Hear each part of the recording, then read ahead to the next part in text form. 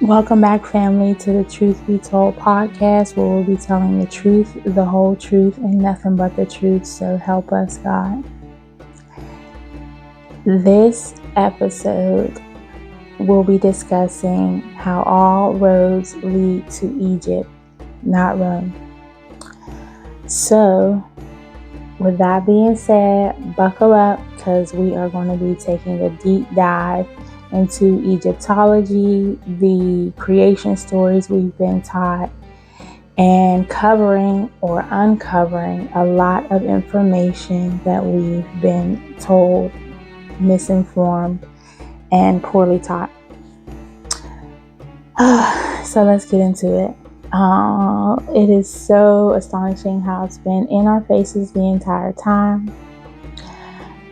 If you don't know, I am a writer. I have a blog called therealspill.wordpress.com. That's the real spill. So I've been writing for some time. So what happens with writing, if you don't know, it involves a lot of research, so that I can thoroughly explain concepts and ideals in a way that is understandable and relatable.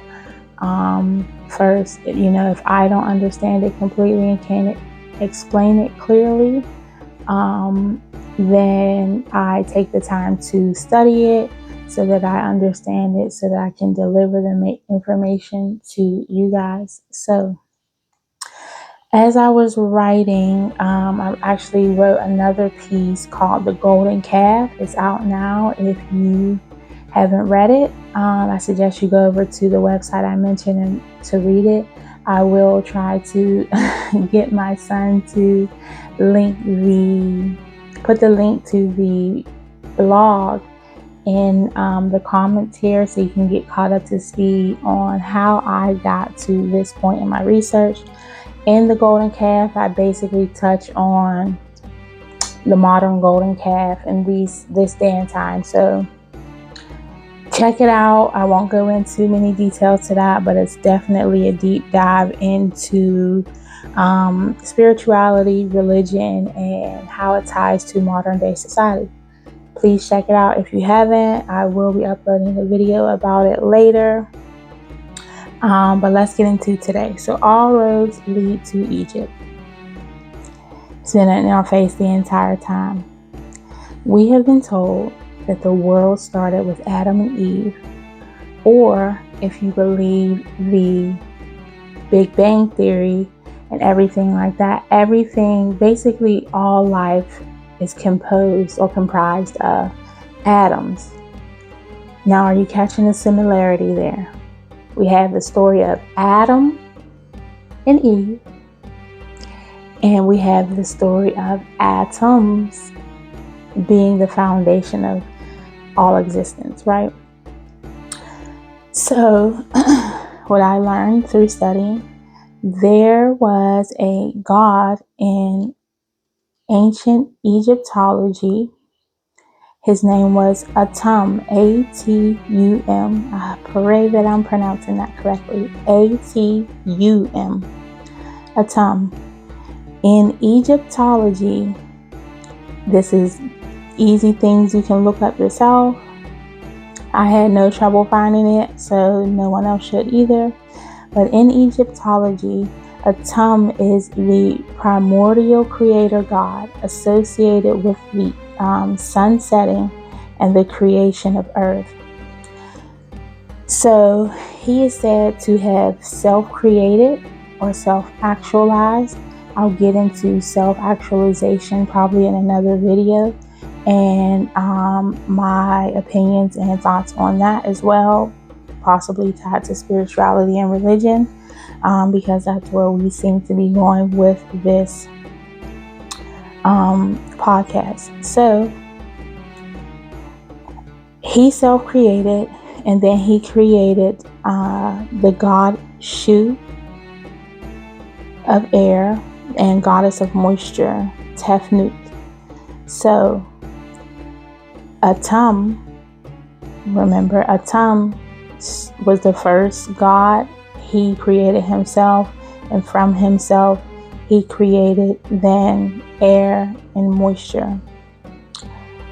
As I mentioned, he's associated with the setting sun or the evening sun. So catch that. That's where we get atom, and evening sun. Adam and Eve. I hope you're catching what I'm putting down. So he's also associated with the afterlife.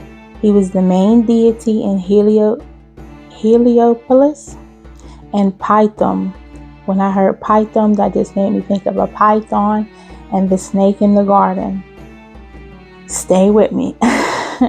He also led a group of 9 other deities, right? So look at how this is tied into everything we've been taught about the creation story, those earliest years, the earliest people of creation. These stories were taken from Egypt and whitewashed. There's no nice way to put it. Simply, they were whitewashed and changed into this story we're taught in religion, right? Atum was in pre-dynastic times, meaning predating dynasties. So before everything we know about Egypt, before Ra, before, Thoth or Tehuti, Ma'at, all those wonderful gods and goddesses were taught about in Egypt, he predates those by a long shot. I think I read it was about 5,000 BC before Christ. So you see here, we are way ahead of the times of things that are mentioned in the Christian Bible. But let's continue. So Atum in Egyptology was eventually overshadowed by Ra. But Atum is depicted as an aged figure linked to the cyclical nature of existence. It's believed he is to return and destroy the world he created. So again, we're taught these stories in the Bible. God created the earth, and he has come back and will come back to end it all. We see that with the Ice Age and the extinction of dinosaurs, where that was an ending. In the Bible story, we're taught of a flood, and that was an ending, so everybody's waiting on the next ending, right? So this is where this story gets its history. Atum's story, like I said, was later merged with Ra, creating the deity Ra Atum. Perhaps the return, right? So if you put Ra Atum, that connects me to return, right? So perhaps this is where we're getting that story of a return. So this is what was taken, because remember, in Egyptology, these were the first civilizations who sought to document everything. I don't know if you guys know, many of the earliest philosophers went to Mecca, Egypt, Africa. All those places are in Africa to study and learn. So some of those earliest philosophers that we are reading about actually studied in Africa. I learned that actually in philosophy class, but we can continue on. Let me say this. If they didn't go to Africa themselves to learn, they studied under the tutelage of earlier philosophers who went to Egypt to learn. So, as we said before, he's linked to the afterlife, or, if you ask me, the spirit world. what I want to say is my thoughts always about people who study Egyptology, archaeologists, and people of that nature. How can we know if they have interpreted things right? That's not my first thing. How do we know they are accurately interpreting the hieroglyphics? And to their incessant need to study everything over there. So we never really know if we are getting, number one, the truth. Because let's be honest, the people who are archaeologists over there are not of the African race. Let's just call a thing a thing, right? So even if they are able to accurately decipher what exactly the hieroglyphics are saying, can we honestly expect them to tell us the truth of it, given the history, right? So that's always been my concern. And then 3, I feel like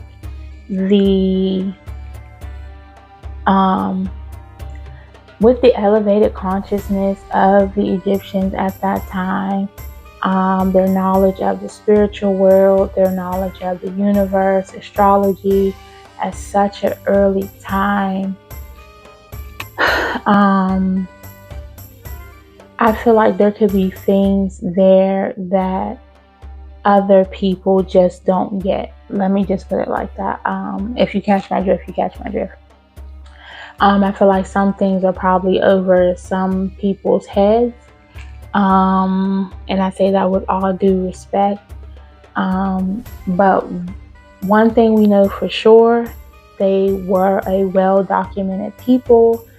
And anything we know about them is because of their thorough documentation. So they left not only their life story, but our history, so it can never be forgotten. So like I said, let's get back to it.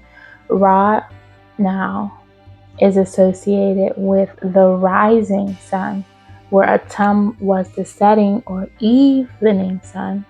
Ra is the rising sun, combined forming Atum Ra or Ra Atum, representing the sun's journey throughout the day and night in the unity of creation and solar power. We cannot forget the Egyptians were the first astrologists, astronomers, I want to say, who they had deeper knowledge into not only the earthly things as far as academics, advanced in math and geometry, sciences, and things of that nature. They were really advanced at that time. As we all know, with astrology, many people don't know the pyramids are not just haphazardly placed. A lot of them are, or perhaps all of them are, aligned with certain stars, constellations, for certain alignments and certain things. So they understood the universe in its totality. So these were a very sacred people. And that's another thing. Like, I always thought it was, let's say, weird, strange, and dangerous for people to dig up the corpses of such a spiritual race of people, such sacred people who took death very seriously. If you don't know, I am a licensed funeral director, so I learned all about the history of death and funeral directing, right? So, of course, our first chapter in thanatology is Egypt, because that was the first civilization, I guess, to study from, or like I said, all roads lead to Egypt. what we've been taught is very off base. So in mortuary school, we're taught that Egypt was the first death accepting race. That means they accepted death. They didn't fear it. They didn't shun it away. They found it to be a sacred part in the circle of life. Just as the Native Americans do. A lot of cultures do that, but let's stay on topic. So Egyptians are the first death accepting race. They are the first people to successfully embalm people. That's why they're carrying around these corpses. It is disturbing to me to have corpses on a display. So pardon my pauses, if you will, but they have our ancestors on display, dragging their corpses all around the country to be viewed. They're being paid for us to be viewed, our ancestors to be viewed. These were very sacred people.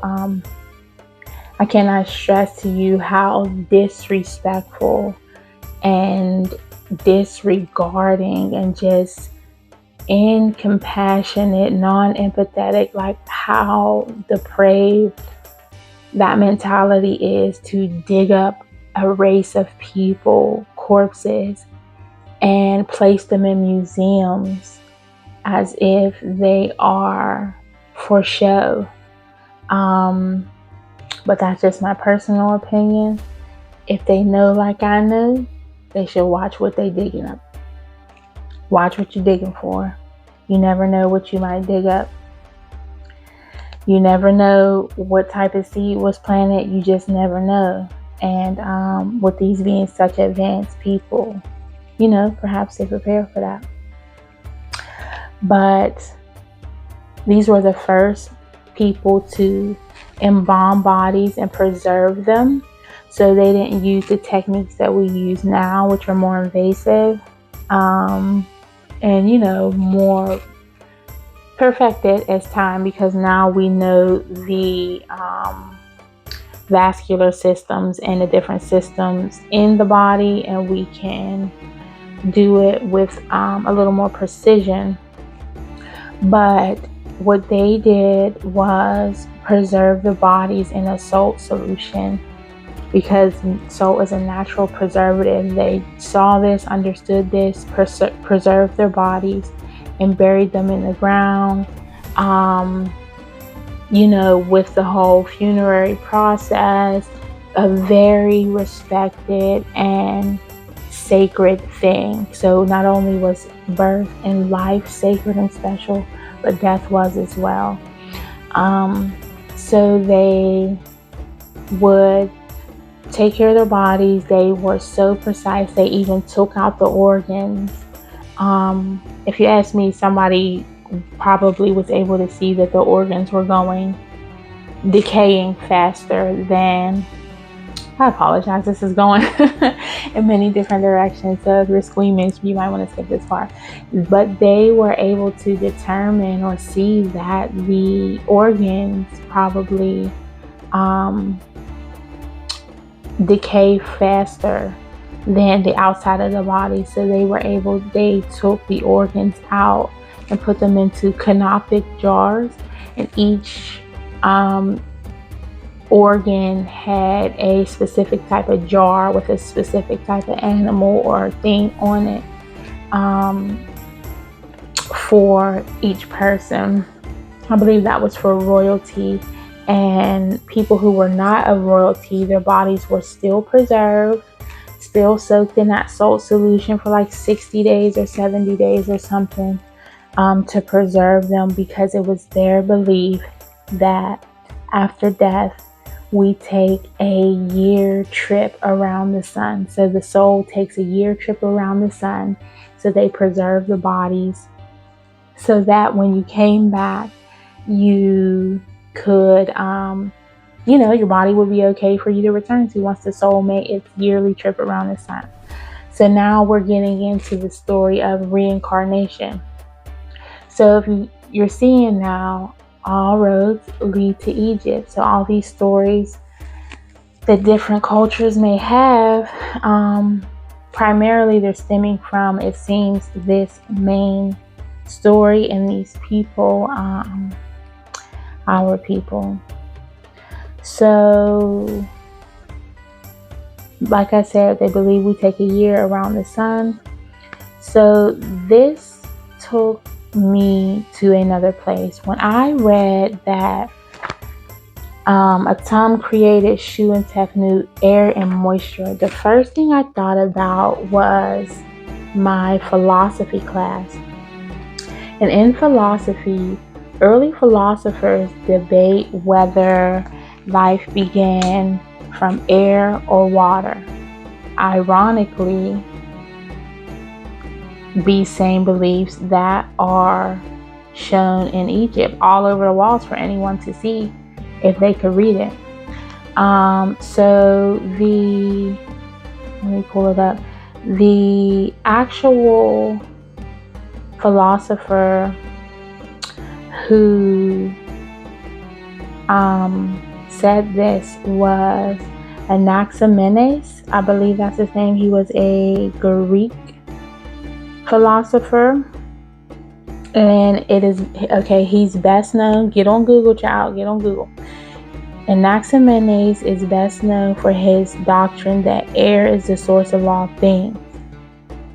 In this way, he differed from his predecessors like Thales, who held the idea that water is the source of all things.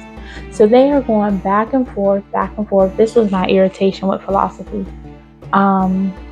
One of my irritations with philosophy, because once you get into philosophy, you begin to see that it's a bunch of people recycling a bunch of different ideas, a bunch of the same ideas, sorry. So it seems like somebody will come up with a great idea or a great thought, if you will. And, their students or people who study under them or after them basically just add their own twist to whatever story they were taught. So not an actual thought of their own, not an authentic thought of their own. These are things that they were taught, from those who preceded them. But like I said, what many people don't know, they studied in Africa, or their predecessors studied in Africa. So imagine now, they are going out of town, gathering this new information, and then coming back to their peers who didn't have access to this information before, and they present it in a way as if it's their own. So instead of saying, this is the creation story that we read and air and water were created first, no, they start to debate and say, oh, well, I think air was created first. I think water was created first. And these two people go back and forth when this work was indeed taken from the very walls of Egypt that we see today. So we're taught that Egypt is the Middle East. It's not of Africa. When we know the continents, you have to reside on a continent unless you're an island. So we're constantly trying to be disconnected from Egyptians, as if these aren't our people, but they left an enormous trail for us to follow and get to our roots, our lineage, and what they know.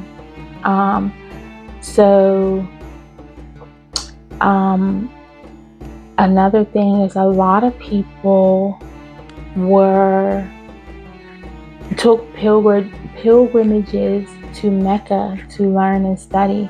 Mecca was one of the universities of the time, right? And that's in Africa. Many people don't know that.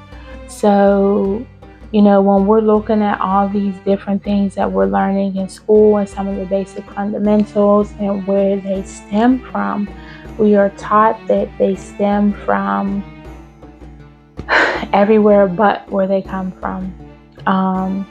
So that is why I titled this video All Roads Lead to Egypt, because the further that I dig, the more we see that things were taken from there, and then they're trying to cut us off.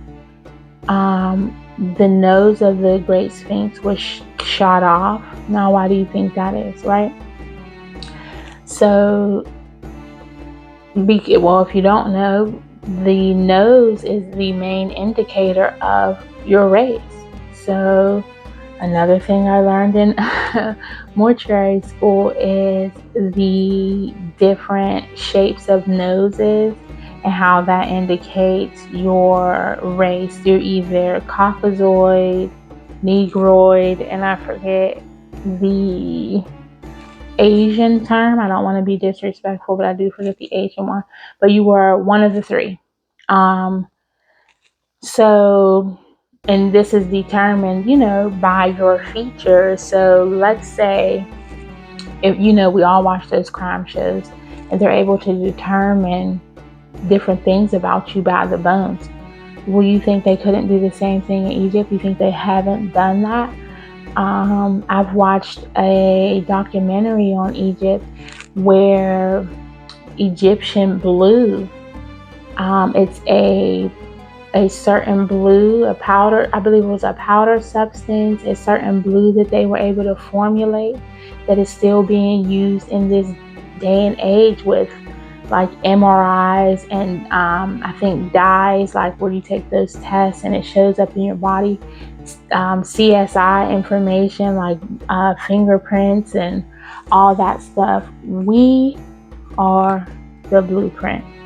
If we see it in modern times, how everything that we do is mimicked versus mocked, then we're mimicked. Nothing changes under the sun. Just a revolution, right? So be mindful when you are taking in this information. Understand your roots. Do the legwork to uncover the root of not only the information that you receive, but the root of yourself, the root of your people. So you could be listening to this and this isn't your roots, this isn't your story. Seek that out. Seek the story of your culture, your nation, and get back into the essence of that, practicing what is natural to your culture, what's been taught to you through generations and generations. Siphon through that, and really apply what is good, and look deeper into what we can make better.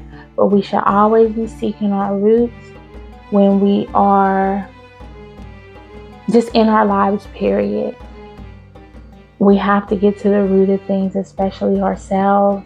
That's the only way you can self-actualize, right? So like I said, I'll get into self-actualization. Okay. So we'll get into self-actualization. We will get into different theories I have, because after this research, I was it made me take a different look at different things, specifically movies, different stuff I learned in school. So I'm going to take you guys down a deep rabbit hole with me, and I hope you're ready. So like I said, here, truth be told, we'll be telling the truth, the whole truth, and nothing but the truth. And my favorite saying to quote, truth without love is brutality. Love without truth is hypocrisy. So, by all means, seek the truth, so we can speak the truth, so we all can become the truth. Good night.